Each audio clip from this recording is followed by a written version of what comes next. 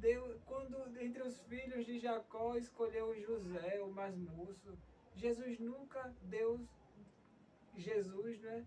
Com o Espírito, ele nunca viu as coisas como os homens viu, né? Deus escolheu um homem que lutou contra ele, falou assim, olha, tu lutou contra mim, lutou contra os homens e venceu, vou te honrar.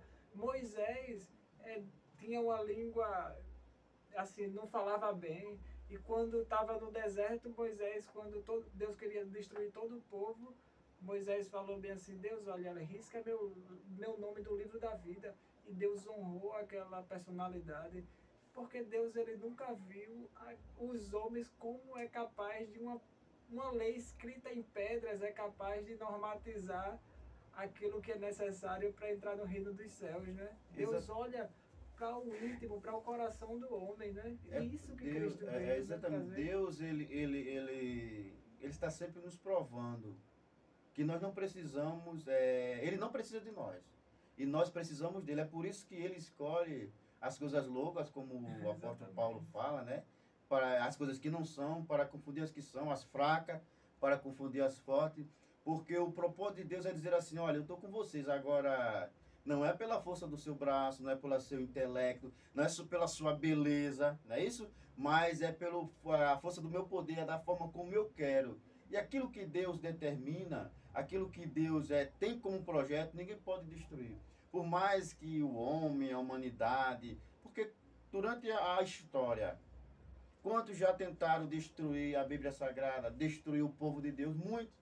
Uma certa feita eu estava ouvindo um documentário sobre um israelita e ele falando daquela guerra que teve, né? Ali quando foi promulgado o Israel como Estado, agora na nossa era, 48, isso, né? na nossa era moderna. E ele disse que depois daquilo ali, os inimigos, aquelas pessoas que estavam ali contra Israel, foram tudo contra. E formou-se ali uma grande guerra. Mas ele disse, o interessante de saber é que Deus, ele sempre esteve com o povo de Israel, ao ponto de que Israel não foi destruído. E nós sabemos que até hoje Israel ele é perseguido porque é bíblico, isso é bíblico. E se você olhar o mapa hoje de Israel, você vai ver que Israel é um país pequeno e aqueles povos que tem ali próximo a ele, que são árabes, são contrários a ele, eles querem a destruição. E muitas pessoas, dada a questão do terrorismo, eles pegam como pano de fundo que o israelita quer destruir os árabes e eles adquirem apoio de países que têm muito dinheiro, que tem esses países árabes como a Arábia Saudita, o Catar, tem muito dinheiro, e eles financiam por quê? Porque eles jogam esse pano de fundo como slogan. Ah, é porque o povo judeu quer destruir o povo árabe, mas não é uma mentira. Então Até Satanás porque, ele bota isso na mente das até pessoas. porque os ismaelitas o povo de Jacó, de Isaac, Isaac e Ismael, eles conviveram muito bem juntos, né? E até hoje tem muitos povos árabes que respeitam muito, tem os curdos, né, que vivem também, tem muitos deles que vivem na própria Israel, né? Sim, sim, o próprio Israel, o país de Israel, o Estado de Israel, existem muitas Que lutam no pessoas que exército exatamente vivem junto lá com em harmonia, ou seja, é uma mentira. os Então o árabes, né? diabo ele faz isso, ele mente para que as coisas de Deus não se perpetuem. Mas maior é o poder de Deus e a sua glória para que isso venha se perpetuar. E Deus vai sempre ser vitorioso, não adianta. E continuando nesse jantar que Cristo diz, vocês vão ter os pobres para sempre. A Bíblia diz, mas o Judas, ele não tinha preocupação com os pobres. Ele tinha um interesse.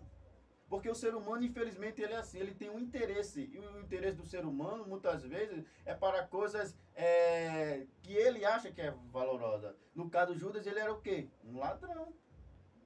Ele queria roubar o dinheiro, ou seja, Judas era uma pessoa inteligente. Porque Judas era o único que não era da Galileia. Ah, mas por quê, irmão? Porque é o seguinte, quem vinha da Galileia eram pessoas mais simples. Era diferente das pessoas que eram de Jerusalém, que Jerusalém era a capital política, né? A capital social. Então, tudo, vamos dizer assim, grandes eventos, grandes coisas, tem que acontecer aonde? Para ser visto, para ser conhecido?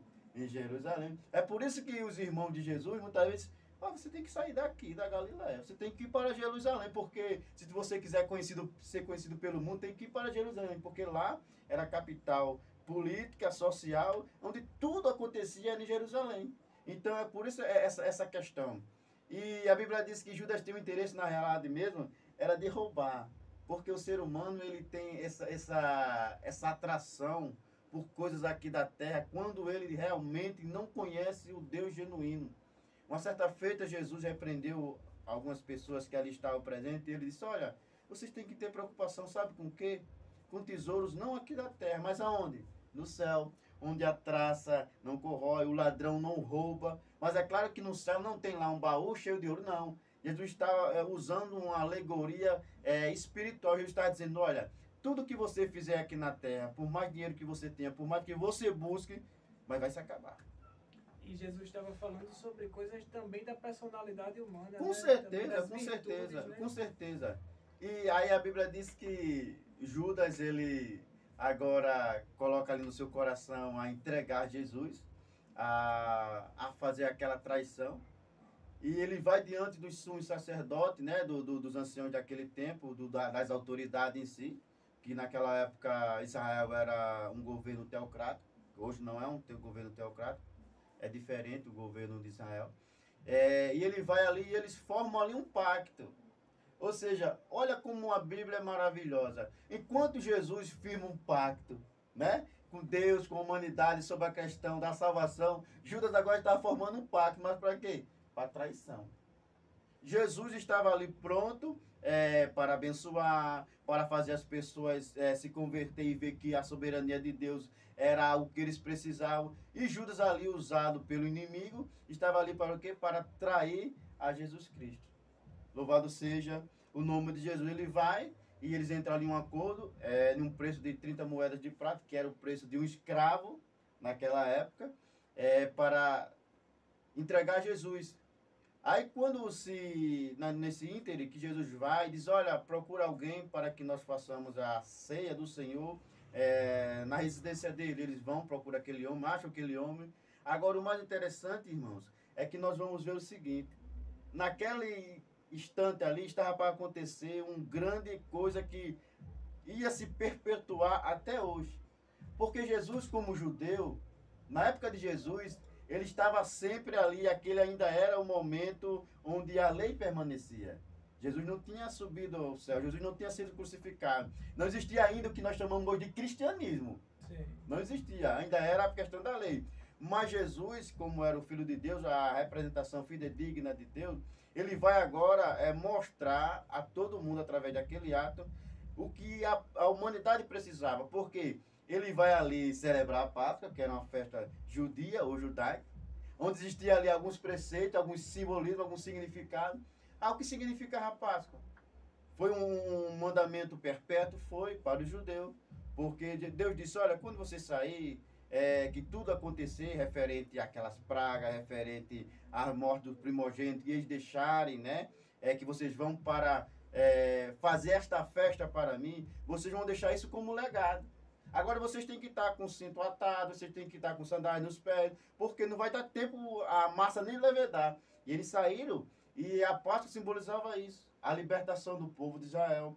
Tanto é que aqueles elementos, a erva amarga, o cordeiro, né, simbolizava o quê? O sofrimento que eles passaram. O pão sem fermento simbolizava o quê? Que eles não tiveram tempo da massa levedar. Isso era um mandamento perpétuo para o judeu. Então, Cristo, ele vai ali dizer ali aos apóstolos, e nós que conhecemos a Bíblia agora, a importância e o amor de Deus para toda a humanidade, mas só que agora ia se passar uma página diferente.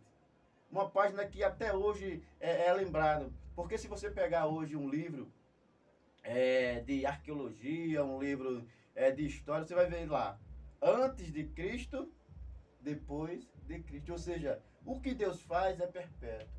Não adianta, aquilo que Jesus fez aqui na terra vai ser sempre lembrado, porque ele veio para isso, para deixar-nos um legado, não para o mal, mas para o bem. E é interessante que, como o próprio Cristo falou, não é, que ele não veio, e corrobora muito com isso que o senhor está falando, né? Que ele veio para cumprir a lei, né? E o povo na qual ele deixou essa lei remete àquilo que o senhor falou sobre o princípio, né? Que todos os povos passaram, mas o povo a quem ele destinou a Com lei certeza. ainda está de pé, né? Que é o povo judeu, né? Com certeza. É assim, aí às vezes você pode ouvir de uma forma errônea as pessoas dizerem coisas contra o povo de Israel. Não, o povo de Israel ainda é o povo de Deus. Agora é claro que nós sabemos que por meio da graça, na pessoa de Jesus Cristo, nós fazemos parte do povo de Israel espiritual. Mas o povo de Israel ainda tem uma promessa. Enxertado, né? Isso, ou seja, Deus não tirou essa prerrogativa, Deus não tirou esse benefício, não. Agora, Deus sabe que essa questão do amor dele, ele transpõe cultura, não é isso? Transpõe etnias, transpõe tudo isso que tem chegado até nós. Mas Deus de forma alguma abandonou o povo de Israel. A promessa de Deus ao povo de Israel ainda continua. O que nós devemos fazer? Orar por eles. Não é isso? Orar por eles, que até hoje eles esperam o Messias. E nós sabemos que naquele grande dia, tudo isso vai se concretizar e nós vamos ser uma só grei, um só povo para a glória de Deus Pai. Aí Judas vai e faz esse pacto, um pacto diabólico. É diferente do pacto que Deus faz com a humanidade, diferente do pacto que Deus faz com Abraão. Deus sempre foi um ser de pacto. Deus sempre foi um ser de chegar assim, olha, eu vou fazer esse compromisso com você. Agora, assim como Deus é fiel, Ele quer de mim e de você essa fidelidade também. Ninguém aqui na Terra pode dizer assim, Deus, Ele quebrou o contrato. Não. Quem quebra os contratos, quem quebra a regra somos nós. E por lei, quem quebra o contrato é quem paga. É por isso que a humanidade até hoje paga por essa quebra de contrato, por essa quebra, vamos dizer assim, da palavra de Deus. Porque não foi Deus, foi o homem que quebrou em relação à palavra do Senhor. Aí ele faz esse pacto diabólico. Aí fico imaginando, mas como é que nós vamos prender a esse Jesus, que Jesus é parecido? O interessante é nós vermos que Jesus ele é muito especial, porque Jesus ele não estava nem um pouco interessado em ser diferente dos seus discípulos. Inclusive, ele queria que os discípulos parecessem muito com ele. Tanto é que, depois da sua morte, os discípulos começaram a passar a ser chamados o quê? Cristão, aqueles que são parecidos com Cristo, ou seja, pequenos Cristo.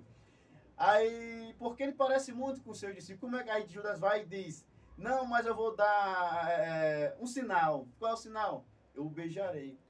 Mas tudo isso que aconteceu tem um significado, tem um simbolismo. Porque quando eles estavam lá, na ceia do Senhor, que eles cantavam hinos, leiam, né? Falavam do amor de Deus, e Jesus pega ali o pão, né? Da graça ao Pai e diz, olha, esse pão que eu parto agora é como se fosse meu corpo, que vai ser entregue a todos vocês como dele todo. E esse cálice é a nova aliança no meu sangue, bebei dele todo. Mas só que naqueles elementos estava ali um simbolismo muito grande do sofrimento de Jesus. Estava ali falando também da nova aliança. Estava ali falando também que tudo aquilo estava acontecendo. Se nós tivéssemos um olhar humano, seria uma coisa terrível, seria uma coisa de, vamos dizer assim, de decepção, vamos dizer assim, não. Mas era uma coisa que ia trazer felicidade. Porque eu vi na Bíblia fala de felicidade, fala de alegria. Então, tudo aquilo ali, em meio aquilo que ia acontecer, estava acontecendo, e iria existir um pacto eterno e que iria nos trazer alegria até hoje. E também fala sobre a preparação, né? Porque sim, mesmo com certeza. Os homens andando pessoalmente com Cristo, no final, nenhum deles ainda estavam preparados, né? Aí, quando acontecia essa questão da celebração da Páscoa, eles usavam um molho doce, e esse molho, eles pegavam o pão e colocavam ali naquele molho doce. Salgado. E com aquele... existia ali também a erva amarga, né? O cordeiro, tudo aquilo, claro, com aquela sua simbologia. Quando eu convidava uma pessoa, que geralmente eles convidavam para ceiar, para fazer a Páscoa antes da ceia, e aquela pessoa que vinha até mim, eu honrava. Eu pegava aquele bocado, eu molhava, e para mostrar aquelas pessoas que ele era o meu convidado especial, o que eu fazia? Pegava aquele bocado e dava àquela pessoa. Aí quando Jesus diz, olha, eu escolhi vocês, mas entre vocês existe um que irá me trair. Aí começou aquele, vamos dizer, aquele furdunço, né? Sou eu. Todo mundo começou a se perguntar. Até o próprio Judas começou a se perguntar, sou eu, Senhor? Ou seja, para você ver que quando o homem ele está sem a orientação divina, sem um propósito de Deus, ele se torna um mau caráter. é a pessoa que está fazendo mal, é a pessoa que está enganando, é a pessoa que está mentindo, mas ele não se